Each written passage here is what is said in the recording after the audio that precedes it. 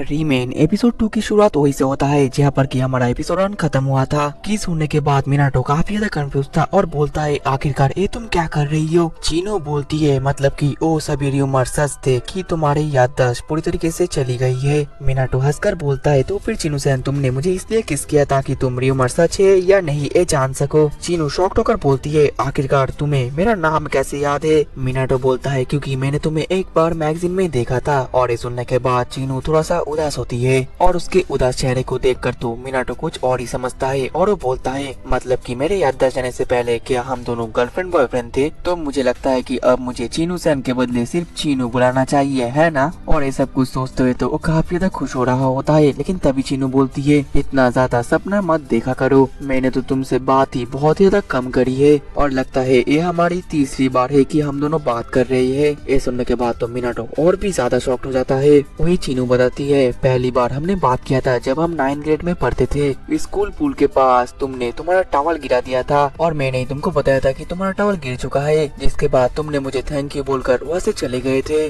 और दूसरी बार हमने बात किया था हमारे स्कूल के उस जगह पर समर के वक्त तुम मेरे पास आए थे और तुमने मुझे कॉन्फेस भी किया था, लेकिन मैंने तो तुमको उसी वक्त ही रिजेक्ट कर दिया था। और तब तुमने मुझे मनाने के लिए बोला था कि अगर मैं जापान का बेस्ट वाटर पोलो प्लेयर बनता हूँ तो फिर तुम मुझे किस करोगे और अगर मैं नहीं बन पाया तो मैं तुम्हें 1,10,000 येन बदले में दूंगा। और फिर चीनू ये भी बोलती है ये सुनने के बाद मैं तुम्हारा मुंह बंद करने के लिए हाँ बोल दिया था। वही पर मिनाटो एम्बेरेस्ड फील करता है और बोलता है मैं तो बहुत ज्यादा बेवकूफ था। फिर चीनू बताने लगती है उसके बाद तुमने मोमोतारो कप जीत लिया था और मैंने अपना प्रॉमिस भी पूरा कर लिया। ठीक तभी उसकी नजर मिनाटो के यूनिफॉर्म पर जाती है और वो बोलती है क्या तुम अभी यामानामी हाई स्कूल में जाती हो, लेकिन उनका वाटर पोलो टीम तो स्ट्रॉन्ग नहीं है। मिनाटो बोलता है तुम्हें क्या बोल रही हो, मैं और वाटर पोलो नहीं खेलने वाला। वो एकेडमी मेरे घर से करीब था इसलिए मैं उस एकेडमी में भर्ती हो गया। चीनू तो सुनकर शॉक्ड हो जाती है और बोलती है क्या तुम नहीं खेलने वाले। मिनाटो बोलता है ऑब्वियसली क्योंकि मुझे कुछ भी रूल्स मूल्स याद नहीं है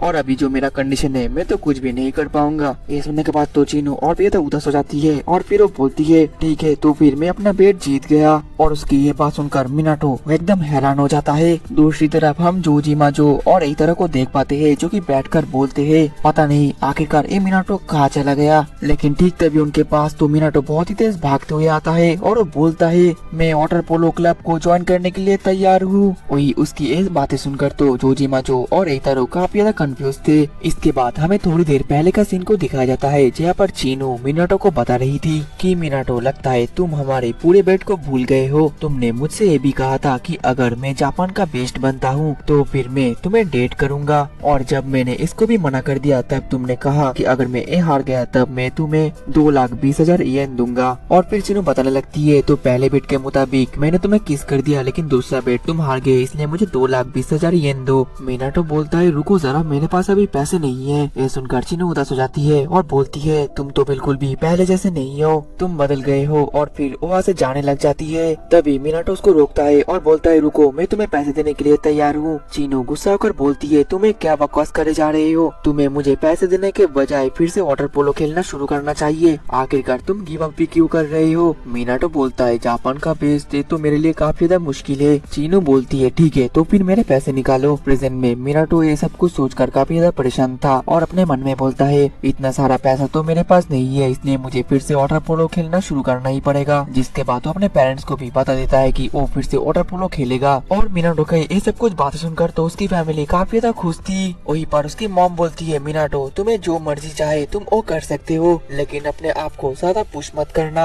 आसुमी बोलती है भैया आप तो एक बेवकूफ ही रहोगे। मिनाटो सुनकर गुस्सा होता है। तभी आसुमी बोलती है लेकिन मुझे पता है कि आप फिर से बहुत ज्यादा मेहनत करोगे इसलिए गुड लक बड़े भैया। यह सुनकर मिनाटो भी खुश हो जाता है और बोलता है हाँ। वही पर अपने मन में सोच रहा था अगर सभी लोग इसमें खुश है तो मुझे इससे कोई फर्क नहीं पड़ता। लेकिन अगले दिन में मिनाटो स्कूल जाता है और वो सोच ही रहा था कि वाटर पोलो खेलने के लिए क्या सबसे ज्यादा जरूरी है। लेकिन तभी उसके सभी क्लास के बच्चे तो मिनाटो को देखकर बोलते हैं अरे तुम तो कियोमिज़ो हो, तुम तो सुपरस्टार हो। और क्लास के जितने भी बच्चे थे वो तो सभी बोलते हैं तुम तो प्रो हो। मिनाटो कुछ भी समझ नहीं पाता। तभी वो लोग मिनाटो के डेस्क पर पेपर को देखने के लिए बोलते हैं। जिसके बाद मिनाटो जल्दी से उस पेपर को देखने लगता है और उसमें लिखा था जितने भी स्टूडेंट है अगर वो वाटर पोलो क्लब को ज्वाइन करते हैं तो फिर उनके लिए एक मौका होगा इंटरनेशनल जीतने का, क्योंकि हमारे क्लब के अंदर पहले से मिनाटो कियोमिजो है जो कि मिडिल स्कूल के वक्त जापान का 1 नंबर वाटर पोलो प्लेयर हुआ करता था। और ये सब कुछ पढ़ने के बाद तो मिनाटो एकदम दंग ही रहता है। और ये पेपर किसी और ने नहीं बल्कि जोजिमा ने लिखा था।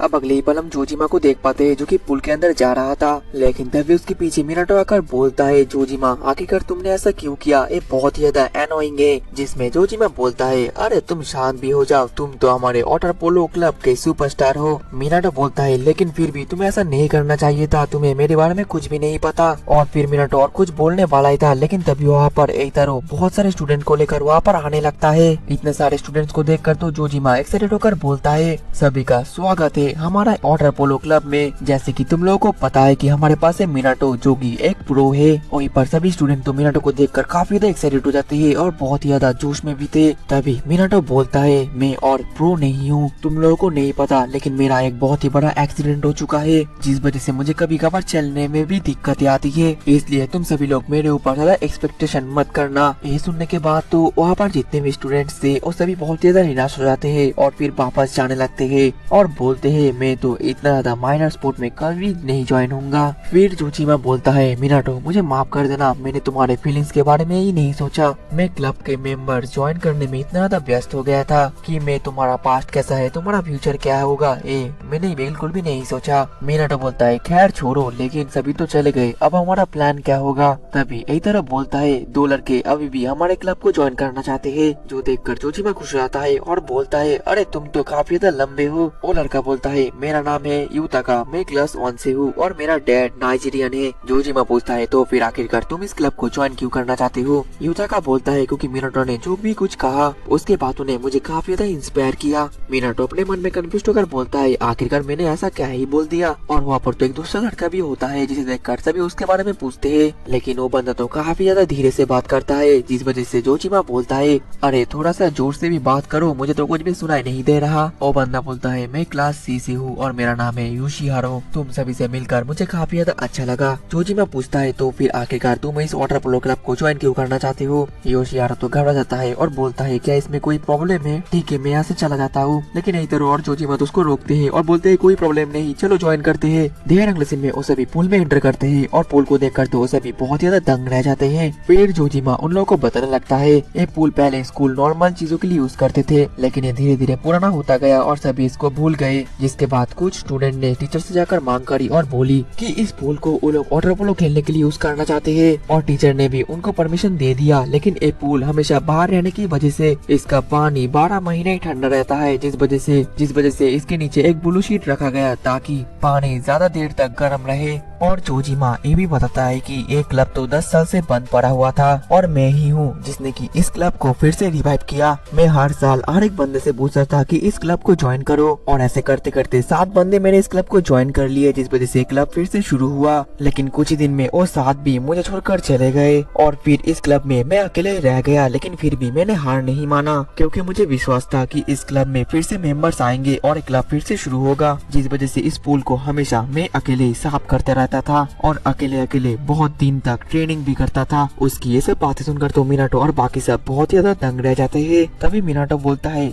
मतलब कि इस क्लब में सिर्फ तुम ही हो एक अपर क्लासमैन, लेकिन वाटर पोलो खेलने के लिए तो 7 मेंबर्स की जरूरत होता है और हम तो बस 5 है। ठीक तभी वहाँ पर एक बंदा आता है और वो बोलता है, मैं भी इस क्लब को ज्वाइन करूंगा। मैं बस साइड से ही गुजर रहा था और तभी मैंने तुम लोगों की बात सुन लिया, मेरा नाम है ताकेकाजू। जोजिमा खुश होकर बोलता है, तो तुम हो हमारे 6th मेंबर, कम इन। ताकेकाजू बोलता है, कैप्टन मेरा एक रिक्वेस्ट है कि मैं कीपर बनूंगा। जोजिमा बोलता है, रुको जरा, क्योंकि कीपर तो मैं हूँ। ताकेकाजू बोलता है, लेकिन मैं आपसे बेहतर कीपिंग करता हूँ। जोजिमा बोलता है, ओह तो ऐसी बात है। ताकेकाजू बोलता है, तो फिर क्यों ना एक कंपटीशन हो जाए। तभी एइतारो बोलता है, ताकेकाजू क्या तुमने कभी वाटर पोलो खेला भी है, जिसमें वो बहुत ज्यादा कॉन्फिडेंट के साथ बोलता है, तुम चिंता मत करो, मैं बहुत ज्यादा टैलेंटेड हूँ। एइतारो गुस्सा कर बोलता है, ताकेकाजू वाटर पोलो कितना ज्यादा अंडर एस्टिमेट मत करो। मिनाटो सेनपाई आप इस कंपटीशन में शूट करोगे, मिनाटो बोलता है लेकिन मैं क्या शूट कर भी पाऊंगा। एइतारो बोलता है अभी तक आप पानी में नहीं उतरे, क्या पता पानी में उतरने के बाद आपका सभी मेमोरीज फिर से वापस आ जाए। ये सुनकर तो मिनाटो को थोड़ा सा होप मिलता है और वो बोलता है ठीक है। अब अगले पल जोजिमा वर्कआउट कर रहा था और उसके बॉडी को देखकर एइतारो काफी ज्यादा हैरान था। और तभी वहाँ पर ताकेकाजु आता है और उसके बॉडी को देखकर तो एइतारो और भी ज्यादा दंग रह जाता है।